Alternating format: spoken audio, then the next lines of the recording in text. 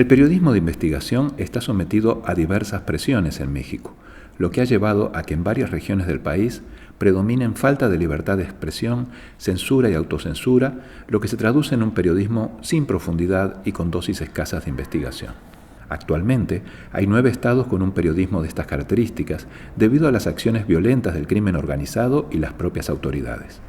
Estos estados son Tamaulipas, Veracruz, Guerrero, Chihuahua, Sinaloa, Michoacán, Zacatecas, Coahuila y Puebla.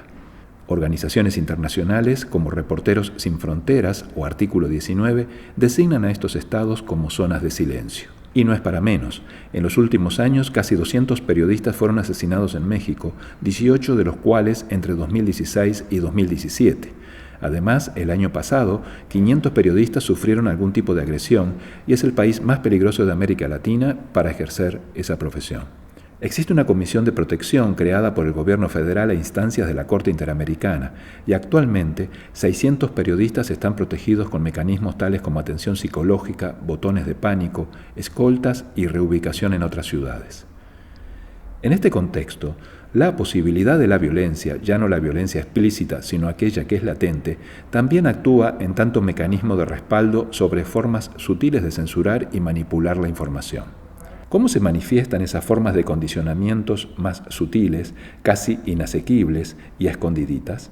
2 tipos de agresiones no físicas predominan en las relaciones entre los medios bajacalifornianos y el poder.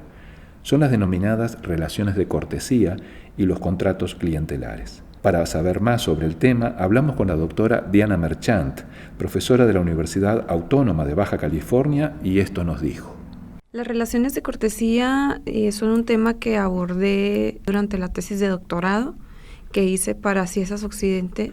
Se trata básicamente de una investigación de corte etnográfico en donde observé, trabajé y viví las prácticas periodísticas desde dentro de un periódico.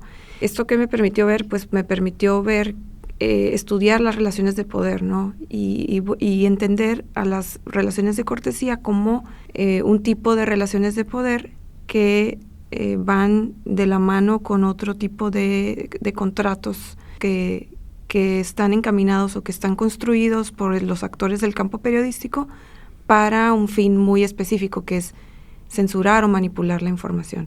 Hay 3 tipos de censura que yo identifiqué en Baja California. Una de ellas es la censura por verificación y tiene que ver con cuando llegan las informaciones delicadas a las salas de redacción, que casi siempre son filtraciones que los periodistas van a investigar o van a darle seguimiento de manera profunda. Los periodistas se autocensuran, ¿no? ¿Qué sucede esto? Pues les parece bastante fuerte la información, revisan un poco los acuerdos que tienen las empresas periodísticas con los actores gubernamentales o de partidos políticos o empresarios que están involucrados y deciden que no es una buena opción generar este tipo de publicaciones porque puede haber unas represalias económicas o de algún otro tipo, ¿no? Hay otra etapa de la censura que tiene que ver con la manipulación del sentido y el contenido. Cuando la información llega, se coteja con la información oficial y entonces empieza a transformarse el tratamiento, ¿no? El tratamiento de la información, que tiene que ver con el ángulo de la noticia, que es lo más importante, ¿no? ¿Qué es lo que vas a destacar en esta noticia? Bueno, aquí pues se va moviendo el sentido hacia un sentido menos impactante o un ángulo menos impactante para que no genere gran revuelo social o no genere opiniones públicas o se distraiga la información. Se van cambiando las estructuras de las noticias con la finalidad de pues censurar este enfoque que es el más importante. Y finalmente tenemos la censura por omisión, ¿no? De omisión de información, que esa es la más descarada, en donde no se da un seguimiento a estas informaciones o se publica una nota como muy, muy somera, muy simple, pero después no vienen los seguimientos de información, ¿no? Entonces la gente ya no sabe qué ocurrió con el secretario de Gobernación, si se destituyó, no se destituyó, qué sucedía. Y reaparece un secretario años después en otro cargo. Entonces, esto es un problema grave que no permite que la ciudadanía tome acción en ciertas en ciertas circunstancias importantes, ¿no? Que pida rendiciones de cuentas a los actores políticos, porque sencillamente no está informada de lo que sucede, ¿no? Se pierde la pista, se desaparece este personaje y después como le apuestan al olvido de la ciudadanía, que la ciudadanía no lee o no está o a que tenemos una prensa de diarismo mayormente que de periodismo de investigación. Entonces estos personajes políticos corruptos se colocan de nuevo en la escena política. Y esta otra fase, otra parte de estas agresiones que tienen que ver con, yo las he planteado como agresiones económicas, agresiones éticas, psicológicas y agresiones sociales, ¿no? Que tienen que ver con las agresiones económicas con el dinero específicamente, ¿no? Cuando alguien trata de sobornar a un periodista o decirle, sé que no ganas mucho, porque en México los periodistas vienen ganando que entre 6,000 y 8,000 pesos, si bien te va, en donde no tienes ninguna seguridad social, ¿no? No tienes acceso al seguro médico, no tienes acceso a la jubilación, no tienes acceso a estar protegido si algún día ocurre una balacera, ¿no? Y tú tienes que cubrir ese evento. Entonces son ese tipo de situaciones o de agresiones económicas que se utilizan y que emergen en estos contextos, ¿no? de inseguridad.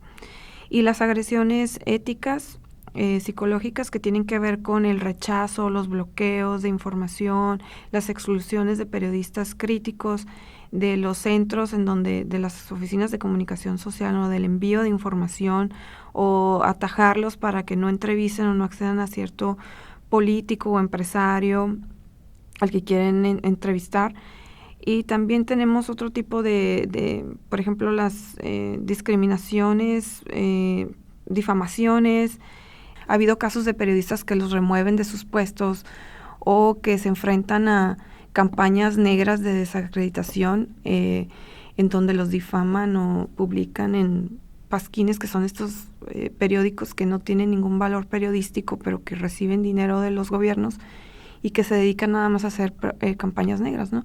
Y también hay publicidad en redes sociales, de boca en boca. Entonces se van generando estas campañas para desacreditación y pues son algunas de las represalias de las que hablo. Muchos periodistas sí, claro, tienen estrategias para no caer en censuras o autocensuras. Una de las que repetían muchísimo los periodistas bajacalifornianos es trabajar en equipo, ¿no? Unir el gremio de periodistas o de los periodistas críticos o que hacen investigación y publicarlo todos al mismo tiempo.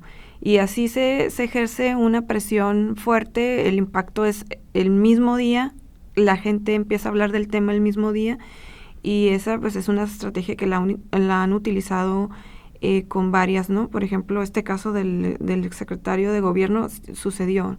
Muchos dijeron, nos están vetando, entonces, ¿qué vamos a hacer? No, pues vamos a presionar con nuestros editores para que suceda, ¿no? Entonces, viene como esta tensión entre el gatekeeper y el periodista, porque sí la debe de publicar el medio, porque los otros la están publicando, porque es un tema relevante, porque la ciudadanía tiene que conocer estos temas, porque es un tema de corrupción, etcétera, etcétera. Entonces, finalmente hacen todo esto, ¿no? Presionan para que salgan las noticias el mismo día.